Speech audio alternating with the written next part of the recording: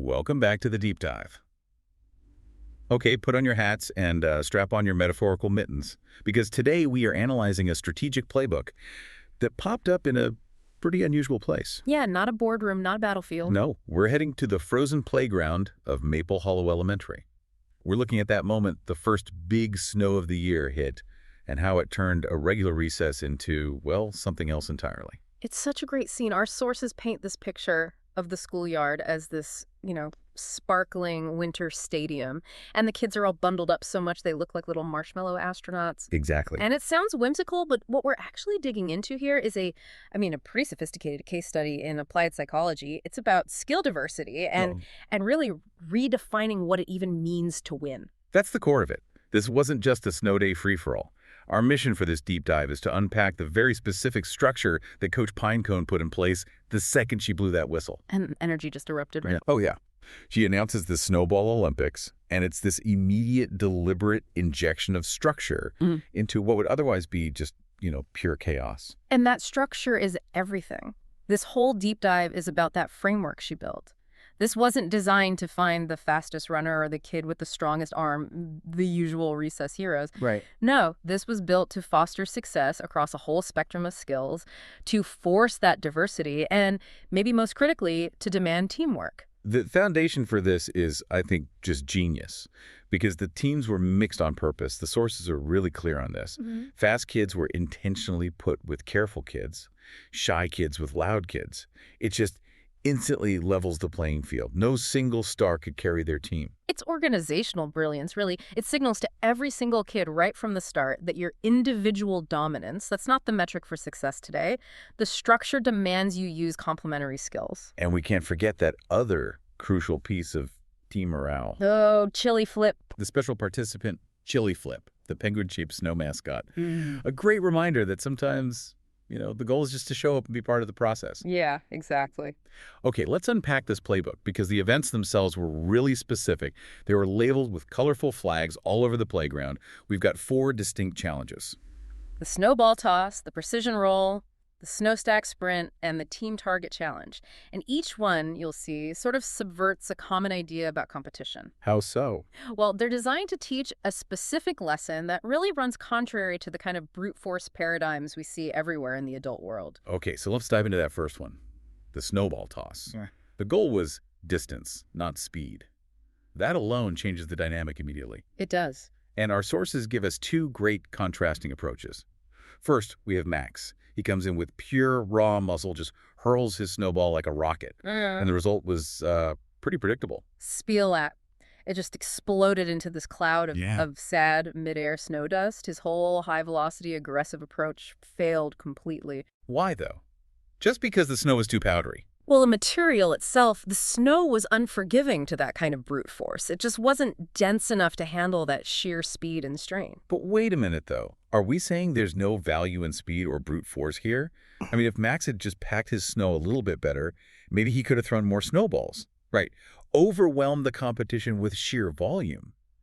Why dismiss his approach entirely? That's a great question. And no, we're not dismissing it entirely. The insight is about uncontrolled brute force. The snow, like a lot of complex resources in the real world, like, say, a tight project budget, it has a tolerance limit. I see. Throwing more faster just wastes the resource. Max's strength was an asset, sure, but his inability to modulate it, that became his liability. Which brings us to Mia. She took a completely different path. It was all engineering over effort. Right. She gently packed hers and gave it a smooth roll. And the result was, well, it was remarkable. It sailed farther than anyone expected. It feels like a perfect analogy for so many tasks we face. Precisely. Mia got it. She understood that success wasn't about the size of the effort, it was about the quality of the preparation. She invested a little time up front to create a structurally sound snowball. Reducing the strain, maximizing the aerodynamics. Exactly. And Coach Pinecone nailed the lesson right there on the field. Technique beats muscle. So for you, the learner, this means that in any environment where your resources or materials are fragile or complex, a bit of careful assessment and a gentle phased deployment gets you far better results than just, applying maximum force. It's efficiency from understanding your medium. That lesson in technical efficiency leads us perfectly into the second event, which is all about focus and control under pressure. the precision roll. Mm-hmm. The goal here was to roll snowballs through a series of hoops without them breaking. So it's all about steadiness, about delicacy. And this challenge immediately gets into the psychological side of performance.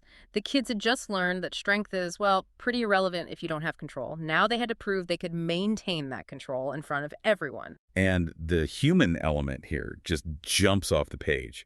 The focus narrows to Toby. He goes last. And he's clearly, as the source says, looking nervous. Yeah, you can feel it. The whole crowd's eyes are on him. The team result is on the line. But the exchange that happens is so lovely. He doesn't get pressured. He gets this simple, genuine encouragement. Mia just says, "You've got this." And that's the pivot point, isn't it? That little bit of genuine affirmation just cuts right through all the anxiety. Toby takes a breath. He rolls slowly, focuses, and hits every hoop perfectly. Yeah, a really fascinating detail comes out here in the narrative. It wasn't just a win, it was the most celebrated moment of the entire day so far. Right. The source specifically notes the crowd cheered louder than for anyone else. And that is the critical takeaway for any organization. Why did they cheer louder for Toby? It wasn't just about the technical success, it was about acknowledging the effort and celebrating someone navigating a personal struggle. That's a great point. Think about your own workplace, right? If someone's a natural genius, you kind of expect them to succeed. But when you see someone visibly struggle, master something that makes them anxious, and then succeed anyway, that is what inspires a team. The crowd was cheering his courage more than the role itself. And Toby just beamed like the sun on snow. He felt seen, he felt supported. That feeling is the real currency of this whole thing. For sure. Which brings us logically to Event 3, the snow stack sprint. This shifts the focus completely. Yeah. The goal is building the tallest snow tower together. This is an explicitly complex team challenge. And this is where we get a fantastic look at what happens when a team fails to shift its mindset. They were used to individual tasks, tossing, rolling, and now they're suddenly thrown into a group structural engineering problem. The source material points out the immediate, predictable mistake. Everybody rushes. They try to build fast, applying that individual sprint mentality to a structural problem. And what happens? The towers just fall. Instantly, because speed and structural integrity are, often enemies. It's a classic trap of just defaulting to old habits. Exactly. They tried to win through maximum individual effort, and the result was collective failure. It took Harper to provide that crucial pivot. She realized rushing was getting them nowhere and just said the magic words. Let's plan first. So what was the result of that pause, that planning session? The change was dramatic. They started stacking carefully, one layer at a time, holding and supporting each other's snow, and the tower they built stood tall and proud. It's a non-negotiable lesson for any complex team task. Whether it's a snow tower or a new software launch. Right. Shared planning and sustained mutual support aren't optional features. They are the structural beams. They learned that collective carefulness will beat individual speed every time when the stakes are structural. That brings us to the final synthesizing challenge, the team target challenge. And this event forced total reliance on each other by assigning these very specific, specialized roles. This is a perfect low-stakes simulation of great organizational design. The task demands not just efficiency, but interdependence. You define roles clearly, and you get rid of the risk of duplicated effort, or even worse, a critical step being missed entirely. Let's detail those roles. There were 4 distinct functions. One person packed the snow, that required technique. One person aimed, that required focus. One person was designated to cheer, requiring support. And one person retrieved the missed shots, requiring resilience. Everyone had a vital, unique job. And this is where iteration comes in. The structure provides the blueprint, but practice is what refines the process. The narrative tells us that at first, even with the clear roles, they missed. So why? What was going wrong? Well, who knows? Maybe the packer was too slow, which made the aimer rush. Maybe the retrieved snow was too fragmented to be reused. That's the critical learning curve then, the adjustment process. They didn't quit or blame the roles. They adjusted. They tweaked the tempo, the communication, the density of the packing. They realized the system only works if each step respects the needs of the steps that come after it. It's real-time problem solving.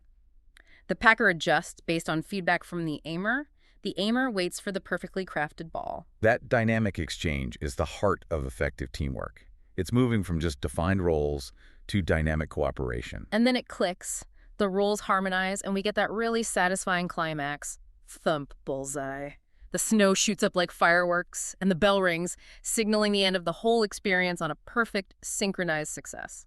So after all of that, Max's exploding snow, Mia's smooth roll, Toby's triumph, Harper's planning, what does it all mean when the snow settles? Yeah, what's the big takeaway? We have to go back to Coach Pinecone's final message. She said, today's winners aren't about medals. So we have to look at the actual criteria for success that were established through the day's events. And the criteria she laid out were explicitly about the process, about the relationships. She said, effort, teamwork, and cheering each other on. These qualities, which are almost always invisible in traditional metric-driven competition, were the primary goal. And the prize, the reward, just drives this message home with absolute clarity. Every single kid got a tangible reward. It wasn't a gold medal. It wasn't a trophy. It didn't track points. No. It was a shiny snowflake sticker with an explicit title, Olympic Kindness Champion. This completely frames the moral outcome as relational and supportive, not just athletic or measurable. That is just so powerful. It fundamentally reorients what victory even means. And the final assessment from the kids themselves as they headed back inside, it really reinforces this.